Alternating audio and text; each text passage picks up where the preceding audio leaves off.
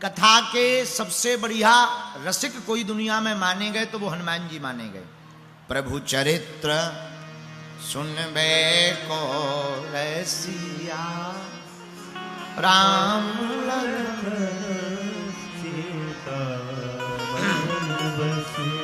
राम कथा के रसिक हनुमान जी हैं, लेकिन हम तो हनुमान कथा कह रहे हैं। इसका रसिक कौन होगा? अगर राम कथा के बढ़िया श्रोता हनुमान जी हैं तो हनुमान कथा के श्रोता स्वयं श्री सीताराम जी हैं।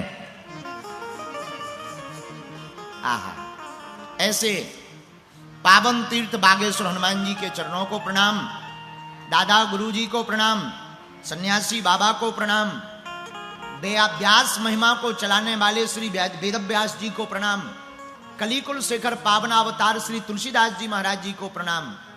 सभी हमारे सामने दक्षिण भाग में भी विराजमान सभी संत जनों के चरणों में भी नाक रगड़कर दंडवत प्रणाम स्वीकार हो।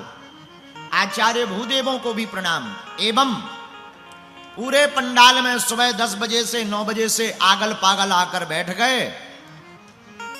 गए ही नहीं, बगल में कुछ वीवीआईपी कुर्सी तोड़ रहे हैं। जय हो वीआईपी हो, तुम्हारी बड़े मजे हैं, चाहे जितने बजे आओ कुर्सी खाली।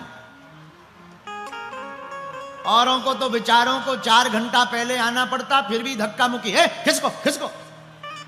तुम्हारे बड़े मजे हैं, वीआईपी हो, कोई तुम्हें हटा सकता नहीं है। क्या आनंद ले रहे हो, कुर्सी अलग से तोड़ रहे हो। अच्छा, ये लोग हंस के भी नहीं जानते,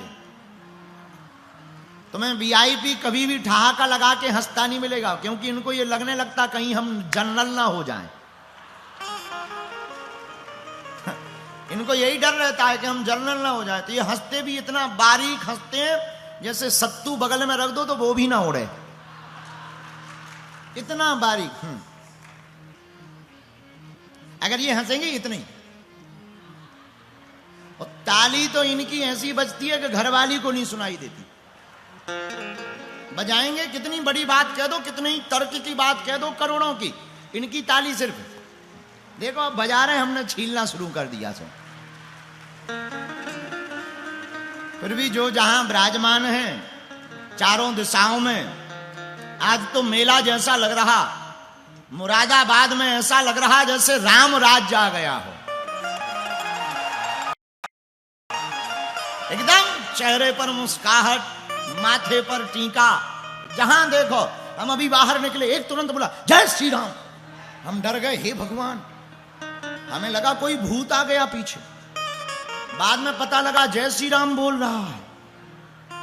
अद्भुत, जहां जाओ वहां एकदम नजारा, सामने देखो एकदम नजारा, बगल में नजारा, दरवाजों पर नजारा, जहां देखो पागल ही पागल खड़े हैं, टेंशन ही नहीं। 4 घंटे हो गए, थकावट भी नहीं चेहरे पर, ऐसा लग रहा है जैसे अभी अभी बिल्कुल नहा धो के निकले हों।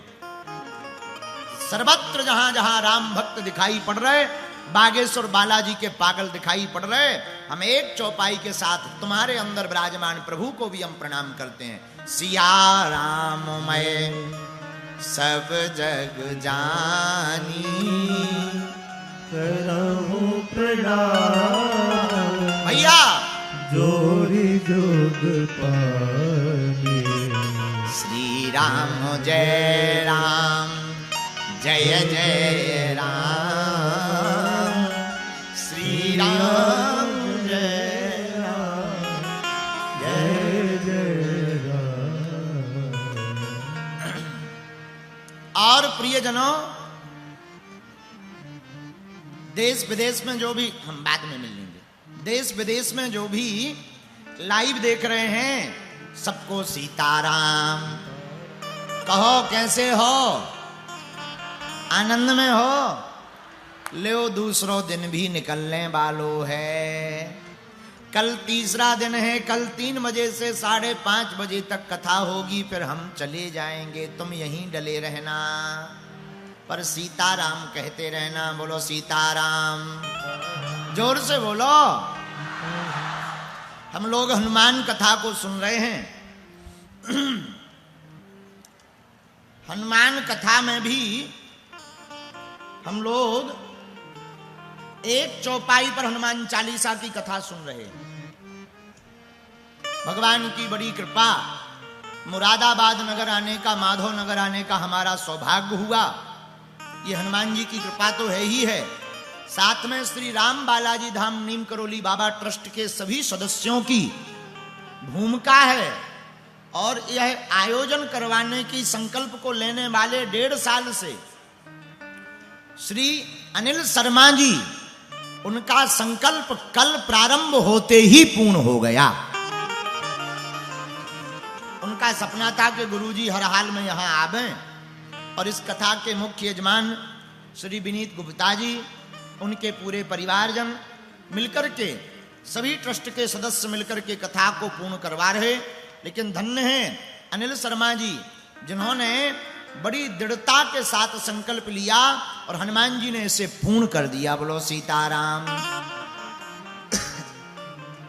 तो एक चौपाई तो याद है आपको, किस चौपाई पर कथा हो रही है?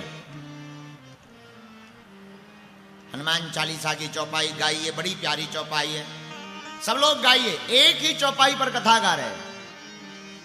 सब सुख लहे तुम्हारी शरणा, सब सुख लहे तुम्हारी शरणा, सब सुख लहे तुम्हारी शरणा।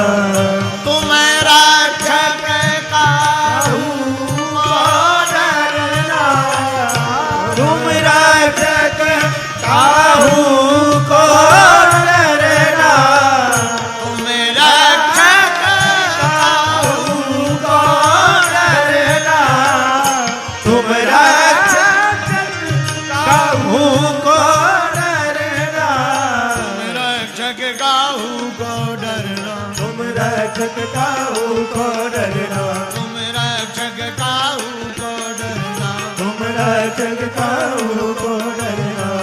सब सुख लहे तुम्हारी शरणा, सब सुख लहे तुम्हारी शरणा।